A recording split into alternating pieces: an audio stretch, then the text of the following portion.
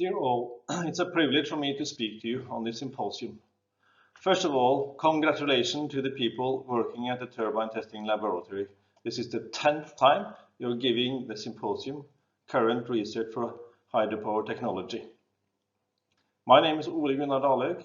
I work at the Norwegian University of Technology and Science as a professor. And my main topics as a professor are turbine technology. My university's vision is knowledge for a better world. I believe what we're doing at this symposium is sharing information in order to be better, have more knowledge, and in the end it will be a better world. Everything we are doing is linked up towards the UN's sustainability goals.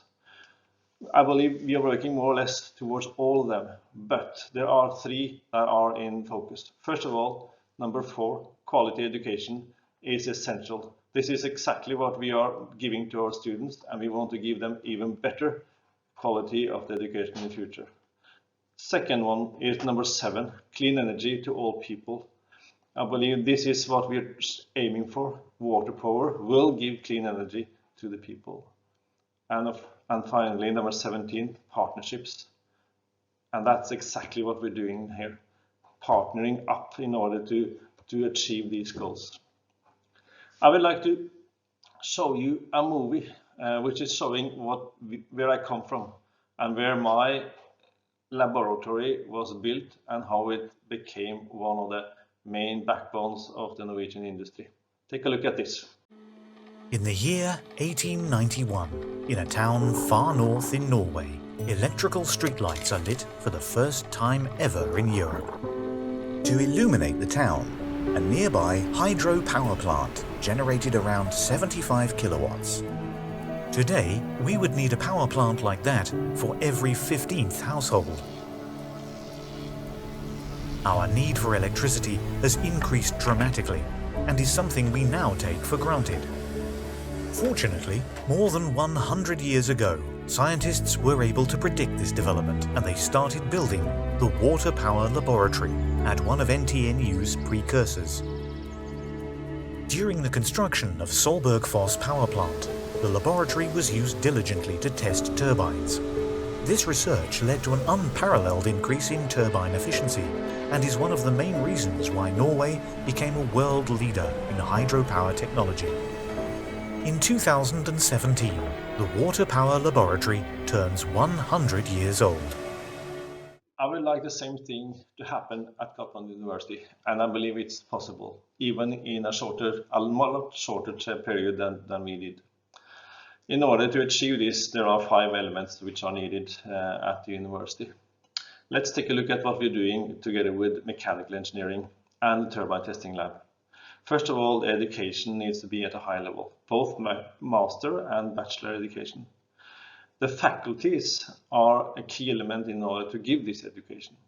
And some of the faculties at mechanical engineering has been going at NTNU for their PhD. You can see 6 of them on the right hand side here. Another thing that is crucial is the laboratory facilities. They have to be at high quality and with a flexibility to do very different tasks. The turbine testing laboratory at KU are now in that range. It is possible to do high quality research, and it's possible to do a lot of different tasks. The student exchanges are also very important.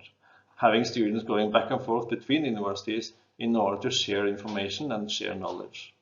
And last and not least, the research. In order to have a cooperation between the universities, the research is the key element. This will give a long-term sustainable cooperation between different partners. Let's take a look at some of the key elements that have been going on over time. 30 years ago, our rector Inge Johansen came to KU in order to help to structure the education at School of Engineering at KU. He is the main reason why we are here today. Later on, my colleague Arne Kjelle came to visit. He is and was one of the main contributors to research in my lab, and he knew exactly what he was discussing when he came to KU in 1999.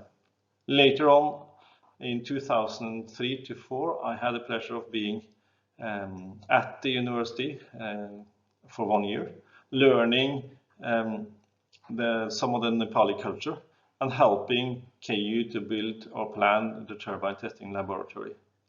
Later on in 2011, the lab was finished and opened.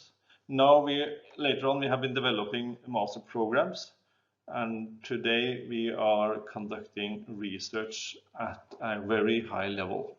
Right now, Energize Nepal, Cedipas, Fransed and Hydrosen are some of the projects going on in cooperation with NTNU. In 2014, Professor Suresh Sharma was given a very well-deserved honorary doctorate at NTNU for his achievement of building up the Kaplan University from what it was in 1991 and up to what it is today. Well done. I have to say it one more time. Congratulations. This is an achievement to have been able to give the current research of hydropower technologies for the 10th time. It's really good to see that so many people are meeting with each other, sharing information in order to build the knowledge for each other.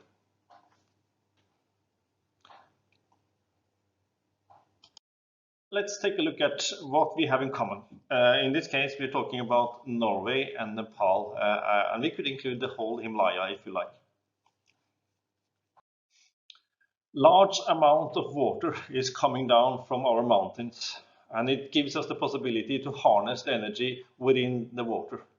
That has been done for a century, both in Norway and Nepal. But still, the potential for doing this a lot more is within the Himalayas. I have to say that already we are utilizing hydropower quite a lot. 60% of all electricity that is generated from renewable sources are given from hydropower today. And we have a huge potential. We can build up at least 3 times more than this. We have to say a few words about the quality of hydropower. It is quite a lot better than most of other renewable sources, meaning it has a high efficiency, turbines with up to 96% efficiency, long lifetime. We've seen turbines running for 100 years in Norway. The sustainability of the hydropower is quite important. We have to take care of the environment, and the storage capabilities are important. It's like a battery. We can turn on and off the turbines whenever we like. And that gives a huge flexibility for the hydropower system. It is the huge flexibility which is the main advantage of hydropower. It means that we can provide energy whenever you like. We can give power output in huge amounts whenever we like. And we can stabilize the system, especially frequency and voltage. It can give you a sustainable, reliable and secure energy supply. We can control the water management and floods, meaning we can also actually mitigate drought situations in the world. This is the reason why we also can, when we use hydropower, we can say that we can give them more possibilities for other renewables to come into the system because of the flexibility. These days, I'm managing Hydrosen. This is the Norwegian Research Center for Hydropower Technology. This is one of the world's largest research centers within hydropower technology. And I'm glad to say that Kaplan University is one of the partners in this center. Right now, we are managing more than 40 active projects. We have 80 scientists and 27 PhD and postdocs up and running. We are producing more than 400 master students. And it is crucial for us to have partnerships around the world in order to make sure that we have a high quality research. And especially contacts with the areas where we will see new hydropower being developed. Hydropower in Himalaya is important. It will raise a lot of questions which needs to be researched, and that is where we come in. We would really like to be a partner in answering the questions that comes up during the next decades.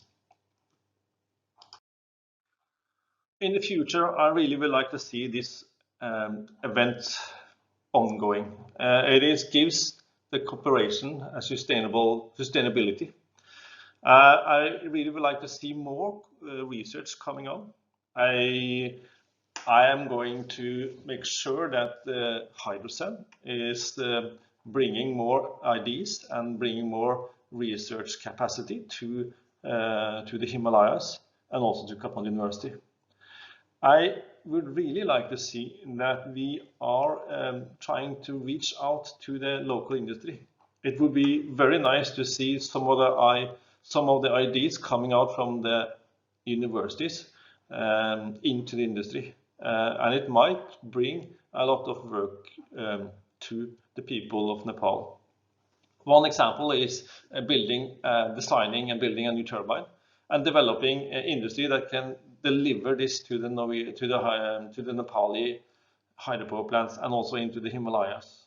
A special challenge here is the sediments that passes through the rivers, and that means it has to be specially designed for these situations. I really would like to see that it comes out from Kapan University. In order to have a long-lasting relationship, it would be nice to see a center of excellence, working with different topics of hydropower technology, which means we can have a long-lasting relationship. Good luck with the conference. Take care of your people.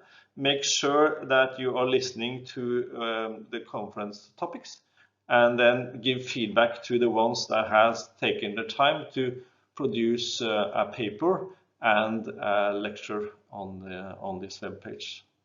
Thank you and good luck.